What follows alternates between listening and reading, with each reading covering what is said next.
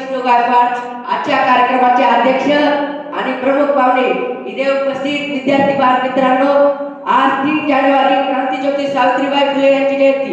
यांच्याविषयी मी तुम्हाला 2-3 शब्द सांगणार आहे, ते तुम्ही शांततेने ऐकावे माझी विनंती। क्रांतीज्योती सावित्रीबाई फुले यांचा 3 जानेवारी 1831 रोजी सातारा जिल्ह्यातील नायगाव येथे झाला। त्यांच्या वडिलांचे नाव खंडोजी जोसेफ पाटील व आईचे नाव लक्ष्मीबाई असे होते। त्यांचा विवाह व्हायच्या अवघ्या 9व्या वर्षी थोर समाज सुधारक ज्योतिबा फुले यांच्याशी झाला।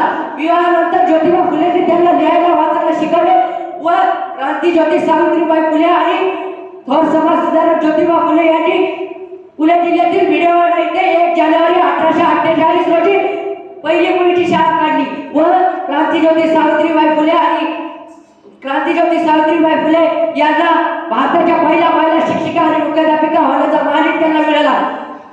जेव्हा त्या शाळेत जात असताना लोक त्यांना शेत दगड फेकून मारत असे, पण त्यांनी हिंमत हारली नाही। एवढेच नाही तर क्रांतीज्योती सावित्रीबाई फुले यांनी भारताची पहिली महिला मुलीची शाळा काढली। तेव्हा तिथे फक्त 3 मुली शिकत होत्या, तरी त्यांनी हिंमत हारली नाही। त्यांनी त्यांचे कार्य सतत चालू ठेवले आणि त्यांना यश आले।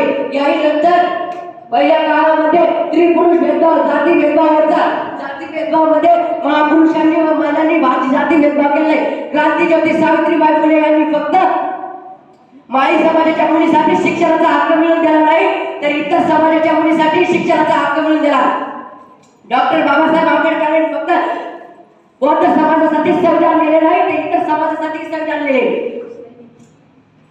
छत्रपती शिवाजी महाराजांनी फक्त हिंदवी स्वराज्य मराठा समाजासाठी स्थापन केले नाही, तर इतर समाजासाठी स्थापन केले व राजमाता अहिल्यादेवी होळकरांनी फक्त धनगर समाजासाठीच कार्य केले नाही, तर इतर समाजासाठी कार्य केले।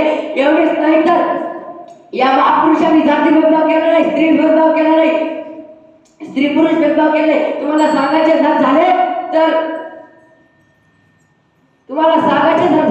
तर आजची स्त्री वेगवेगळ्या क्षेत्रात पुरुषाच्या खात्याला काना देऊन काम करत आहे।